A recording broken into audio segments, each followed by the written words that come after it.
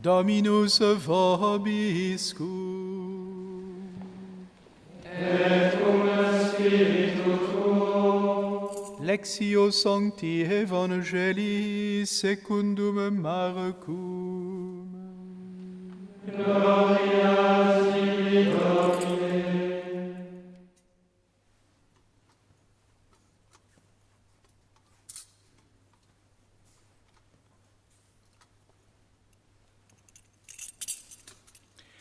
En ce temps-là, Jésus disait à ses disciples, « Prenez garde, restez éveillés, car vous ne savez pas quand ce sera le moment. C'est comme un homme parti en voyage. En quittant sa maison, il a donné tout pouvoir à ses serviteurs, fixé à chacun son travail et demandé au portier de veiller.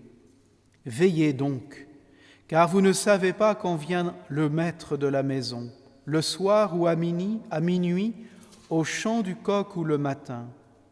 S'il arrive à l'improviste, il ne faudrait pas qu'il vous trouve endormis.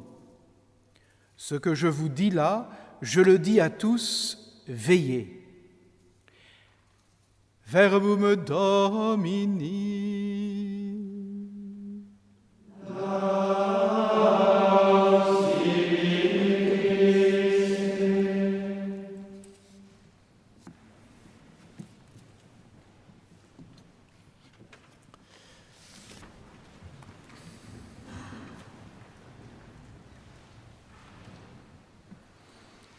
Avec le premier dimanche de l'Avent, nous entrons dans une nouvelle année liturgique et c'est l'occasion pour moi de vous souhaiter une sainte et heureuse année sous le regard de Dieu, le regard du Seigneur, en présence de la Vierge Marie, de tous les saints, de Saint Martin en particulier. Une sainte année. C'est l'occasion de regarder l'année écoulée, marquée profondément par l'épreuve de la pandémie. Cette année marquée aussi par les grâces du Seigneur. Le Seigneur nous a toujours montré sa miséricorde, sa présence, marquée par les épreuves personnelles, familiales, communautaires, ecclésiales, sociétales, puis marquée aussi par toutes les grâces de Dieu. Et puis c'est le moment aussi de nous dire, eh bien voilà, nous entrons dans une nouvelle année. Le Seigneur a voulu que nous soyons là, vivants, ce matin, pour célébrer la messe, ce premier dimanche de l'Avent. Jésus est venu dans l'humilité de la crèche. Jésus vient encore dans l'intimité de notre âme. Et Jésus viendra dans la gloire du royaume. Et nous nous situons justement dans ce temps de l'histoire où il est venu, il vient encore, et nous l'attendons. Ça veut dire que nous sommes encore en quête, comme des mendiants. Et la consigne que nous donne l'Évangile, ce premier dimanche de l'Avent, après avoir dit ce très bel introïte, « Atte levavi ». On commence l'année en regardant vers le haut. « Atte levavi animam meam ». Vers toi j'élève mon âme. Pas du tout pour regarder les choses de la terre. Nous regardons vers le haut. Nous regardons vers ce que le Seigneur nous prépare. Parce qu'il prépare en ce moment. Le Seigneur est à l'œuvre dans l'histoire des hommes. Et le consigne qu'il nous donne, 2 fois dans l'Évangile, au début et à la fin de cet Évangile, c'est « Restez éveillés, et à vous je le dis, et je le dis à tous, pas seulement à nous, mais à tous et à tous les humains, veillez. » La vigilance. Mais ce qui m'a marqué cette année, c'est quand Jésus parle de cette vigilance, il commence en disant « comme un homme partit en voyage ». Et je voudrais méditer quelques instants avec vous parce que je pense que là, nous touchons du doigt une expérience de la vie chrétienne. Comme un homme partit en voyage. Nous faisons souvent l'expérience en creux de l'absence. Il m'a caché son visage en me laissant dans la nuit, dans le désert de la solitude. La mémoire elle-même ne me permet même pas de retenir les événements forts, les paroles décisives. Cette mémoire, elle est comme dissipée, estompée. Elle s'est comme anesthésiée. Et je ressens alors l'absence profondément. Et cette absence, je la ressens avec une telle force qu'elle suscite en moi le désarroi. Elle suscite en moi parfois la révolte. Mais où es-tu, Seigneur? Où étais-tu? Comme un homme parti en voyage. Reviens, Seigneur, comme dit le psalmiste. Reviens pour l'amour de ton serviteur.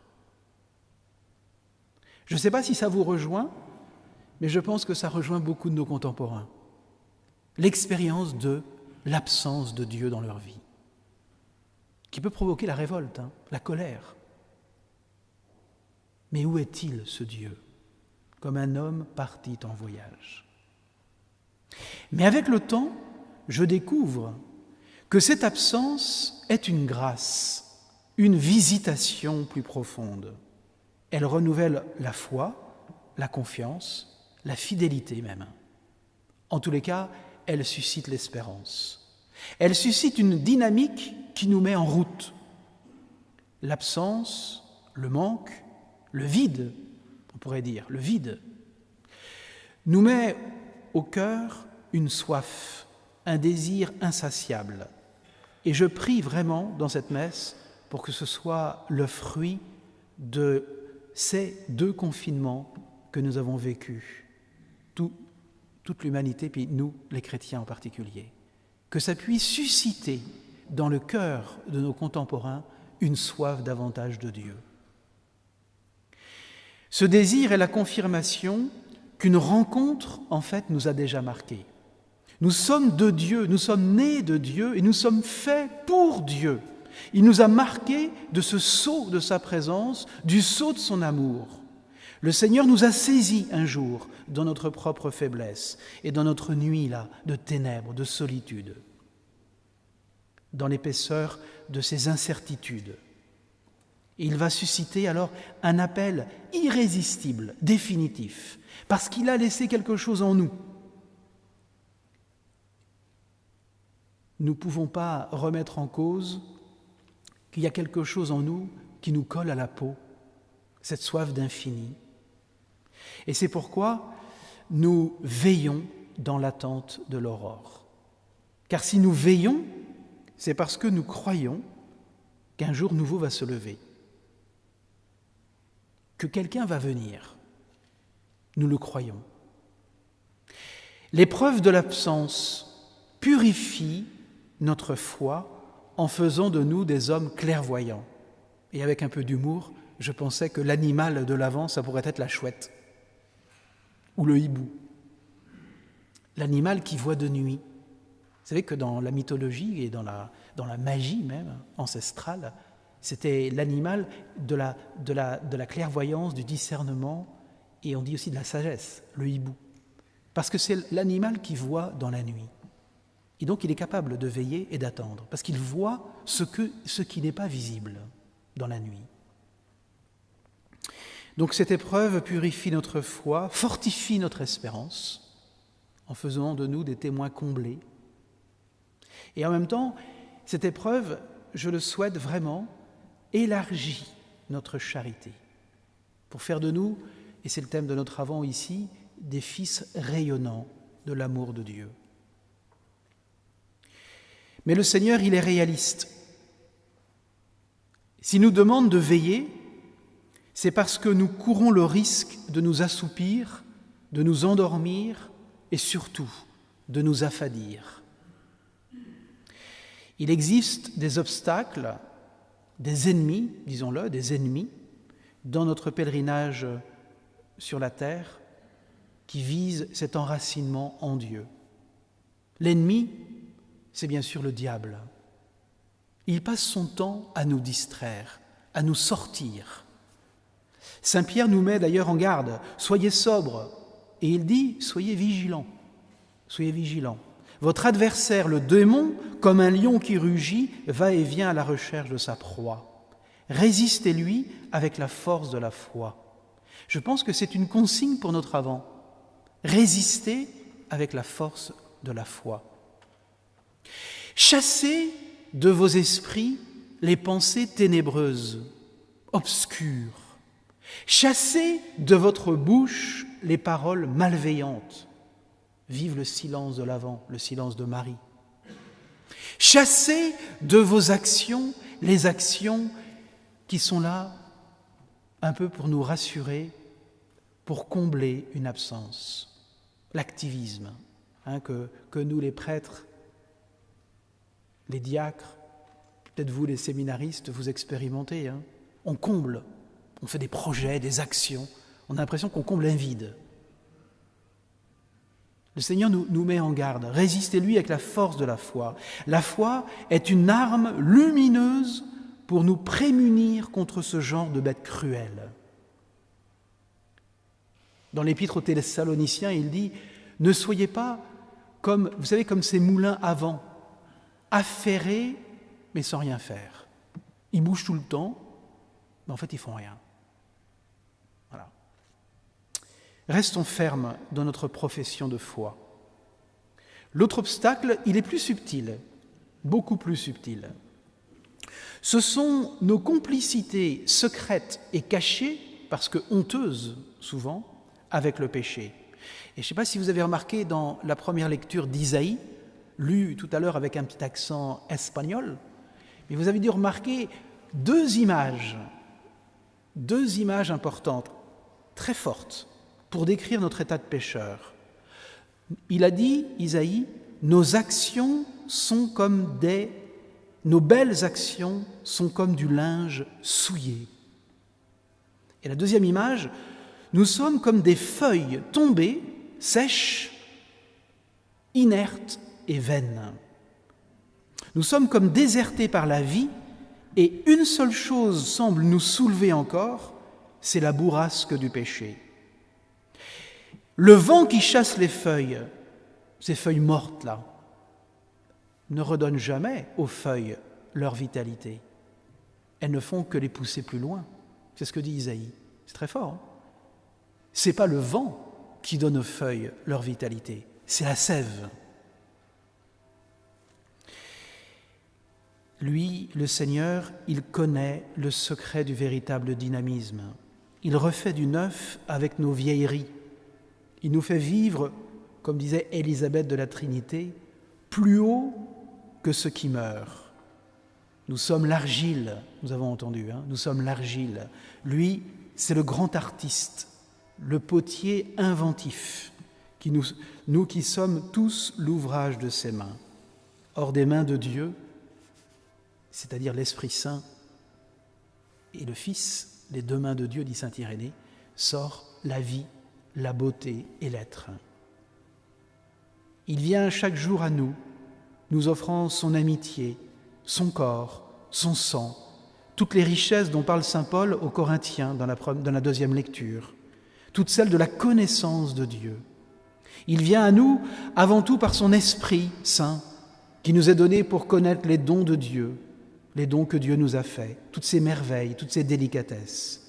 Cet amour rédempteur qui nous enclose, on pourrait dire, dans le cœur de Dieu, qui nous transfigure peu à peu, qui transfigure notre propre cœur. Il est venu dans l'humilité.